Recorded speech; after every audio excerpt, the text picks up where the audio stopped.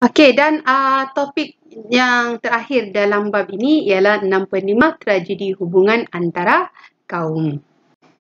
Okey kelas, peristiwa rusuhan kaum berlaku pada 13 Mei 1969 setelah diadakan pilihan raya umum ketiga. Ya, keputusan pilihan raya menyebabkan berlakunya ketegangan antara penyokong parti politik yang memprovosikan keadaan. Okey, jadi situasi ini telah mencetuskan rusuhan antara kaum di negara kita. Jadi kamu boleh lihat ya gambar-gambar di atas ini. 13 Mei, kemudian ada kebakaran di mana ada askar ya. Jadi rusuhan berlaku lebih tertumpu di Kuala Lumpur, Selangor dan juga kawasan sekitarnya. Okey, seterusnya kita lihat apakah faktor yang menyebabkan rusuhan kaum itu berlaku. Okey, yang pertama sekali kesan daripada ketidakseimbangan dalam ekonomi dan sosial di negara kita. Jadi keadaan dan keputusan pilihan raya umum ketiga 1969 merupakan sebab utama tercetusnya peristiwa ini. Dan ketegangan bermula dengan kempen pilihan raya di mana terdapat parti politik mengeksploitasi isu yang menyentuh sensitiviti suatu kaum semasa berkempen. Jadi PKM ini pun mengambil kesempatan semasa pilihan raya mempengaruhi penduduk supaya bermusuhan antara kaum. Jadi parti yang bertanding telah berkempen menggunakan sentimen perkauman dan keagamaan untuk mendapat sokongan daripada pengundi. Jadi, peradakan kemenangan pilihan raya tidak terkawal menimbulkan kekacauan dan perbuatan provokatif. Okey, kita sudah tahu apakah faktornya ya, apakah faktor berlakunya rusuhan kaum itu. Jadi, kerajaan telah mengambil langkah bagi mengatasi masalah peristiwa 13 Mei 1969 itu melalui pengisytiharan darurat. Okey, pada pengisytiharan darurat ini perlembagaan digantung manakala parlimen ditangguh. Mewujudkan pusat perlindungan di beberapa tempat semasa darurat dan pihak polis juga menguatkuasakan perintah berkurung. Selain itu, penubuhan jawatan kuasa bertugas untuk menyusun semula perkhidmatan penerangan kerajaan. Okay. Semua berita ditapis bagi memastikan kesahihannya dan memastikan bekalan makanan juga sampai ke pusat-pusat perlindungan ya. Dan mangsa rusuhan dipindahkan ke pusat perlindungan di Stadium Merdeka dan Tiong Nam Settlement. Pihak berkuasa memagar kawasan Kampung Baru dan menjadikannya kawasan perintah berkurung yang besar.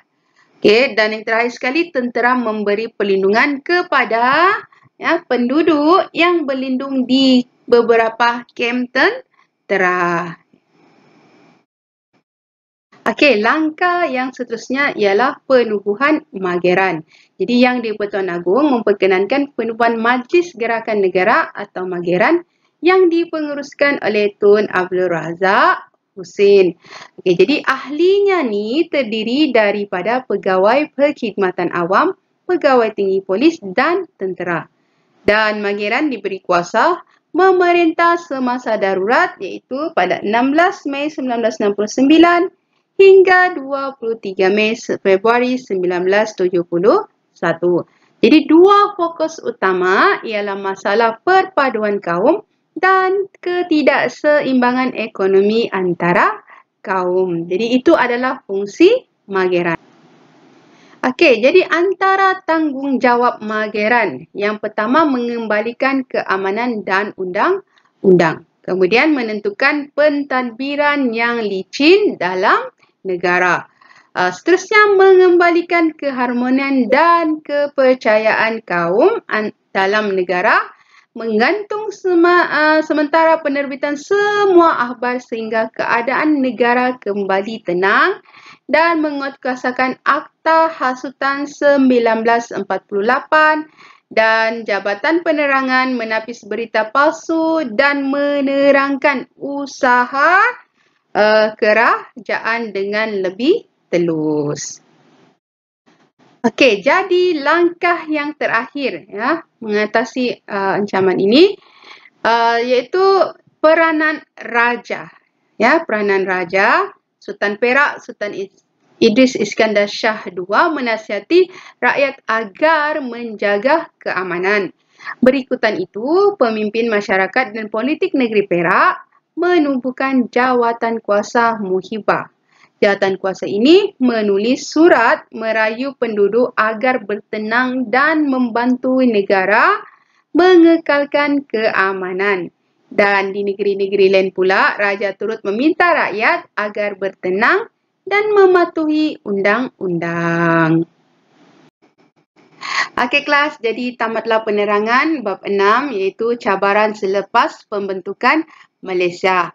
Okey, jadi seperti yang kita sudah pelajari sepanjang bab 6 ini, kita boleh nampak sendiri cabaran-cabaran yang terpaksa dihadapi selepas pembentukan Malaysia. Antaranya ialah cabaran dari segi pembangunan, sosioekonomi, politik, ancaman komunis dan juga keselamatan. Oleh itu, pelbagai usaha diambil bagi mengatasi cabaran berkenaan melalui dasar yang disusun oleh kerajaan. Okey, jadi cabaran ini berjaya ditangani melalui kesungguhan dan kerjasama yang ditunjukkan oleh semua pihak. Okey, sama ada dari segi pemimpin, pihak berkuasa dan juga masyarakat. Okey, sebagai rakyat Malaysia, kita semua ni adalah rakyat Malaysia, kita harus bekerjasama yang mengekalkan perpaduan agar keamanan ini sentiasa dikecapi sehingga ke akhir hayat. Okey, sekian. Terima kasih.